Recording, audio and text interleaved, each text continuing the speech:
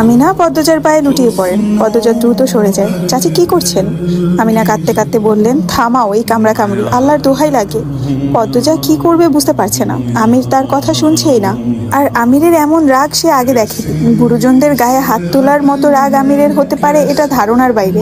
পদ্মজা আমিরের সোয়েটার খামচে ধরে কণ্ঠ কঠিন করে বলল, ছাড়ুন বলছি, ছাড়ুন। আমির তাও শুনল না। সে ধাক্কা মেরে পদ্মজাকে সরিয়ে দিল। 2 হাত দূরেই নারিকেল গাছ ছিল, সেখানে পড়লে নিশ্চিত অঘটন ঘটে যেত। অঘটন ঘটার পূর্বে দুটো হাত পদ্মজাকে আঁকড়ে ধরে। পদ্মজা কৃতজ্ঞতা নজরে তাকায়, ফরিনাকে দেখতে পেল। পদ্মজা অবাক হয়। ফরিনা এরকম ধস্তাধস্তি দেখেও চুপ করে আছেন। থামানোর চেষ্টা করছেন না কেন? পদ্মজা আবার আমিরকে থামানোর চেষ্টা করলো, মৃদুল চেষ্টা করলো, কিছুতেই কিছু হচ্ছে না। আমির খুব বেশি উত্তেজিত হয়ে আছে। মনে হচ্ছে অনেক বছরের রাগ একসাথে মিটিয়ে নিচ্ছে।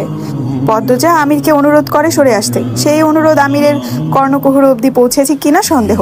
পদ্মজা অসহায় মুখ করে সরে যাবে, তখনই দুটো শক্তপোক্ত হাত আমিরকে টেনে সরিয়ে আনার চেষ্টা করে। সেই হাতে খুব দামি ঘড়ি। হাতের মালিকের দেখার জন্য পদ্মজা চোখ তুলে তাকায়। মুখ দেখে চমকে ওঠে।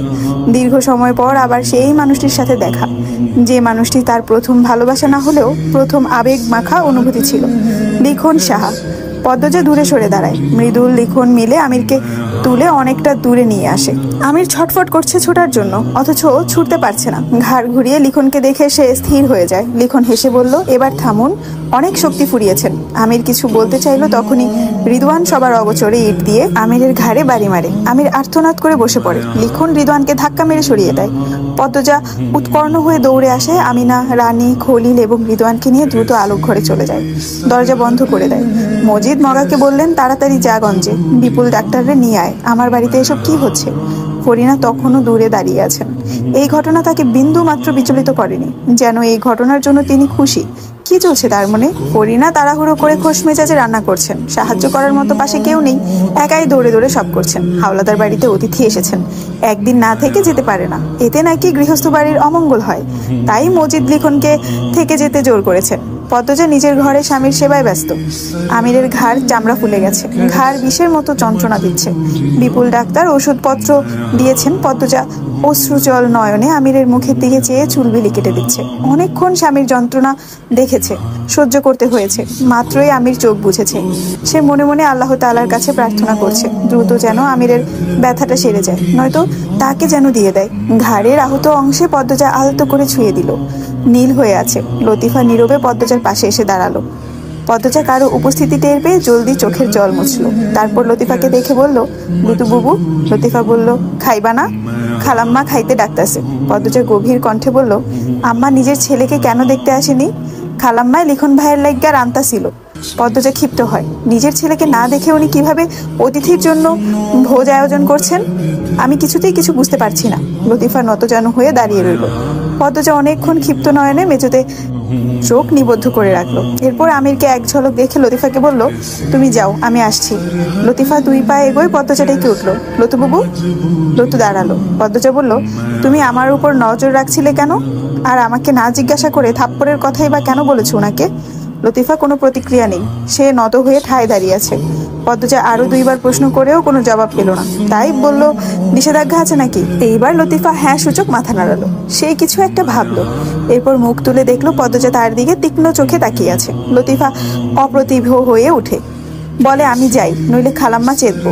পদ্মজা উত্তরের আশায় থাকেনি। লতিফা তড়িঘড়ি করে চলে যায়। পদ্মজা ভ্রুকুটি করে দরজার বাইরে তাকিয়ে থাকে।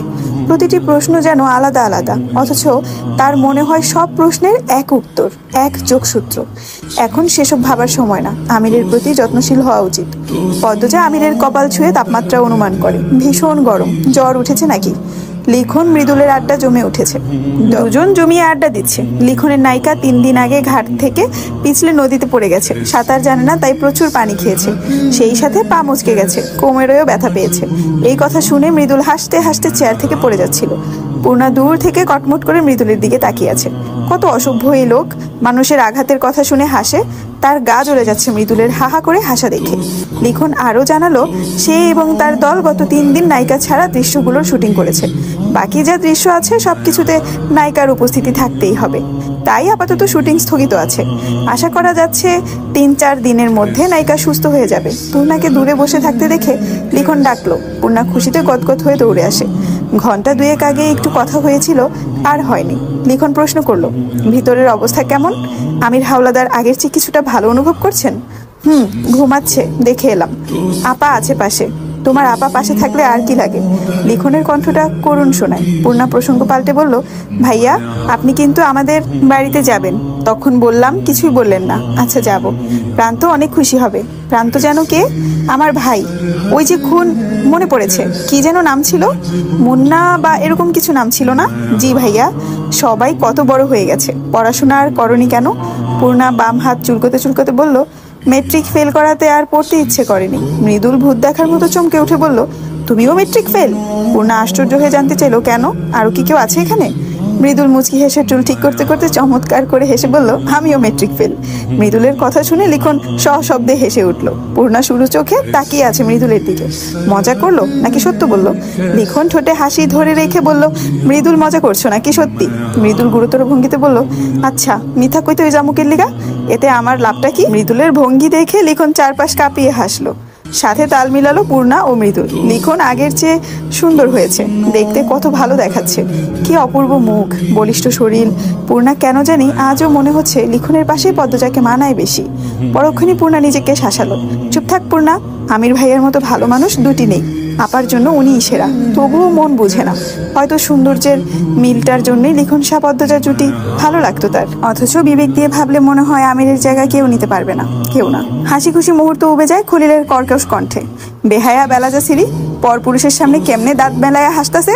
ঘরে বাপ মা না থাকলে এমনই হয়। এই সিরি, ঘরে যাও। লিখন মৃদুলের সামনে এভাবে কটু কথা শুনে পূর্ণার বুক ফেটে কান্না আসে। সে এক পলকে লিখন মৃদুলকে দেখে আলোক ঘরের ভিতরে চলে যায়। লিখন মৃদুল হতভম্ব। খলিলের মাথায় হাতে ব্যান্ডেজ, নাকের নিচে চামড়া উঠে গেছে, মাংস দেখা যাচ্ছে, তবুও তেজ কমে না। তিনি পূর্ণাকে উদ্দেশ্য করে বলেছেন, মারা মইরা যাওয়ার পর থেকে এই সিরি দোষী হইয়া গেছে।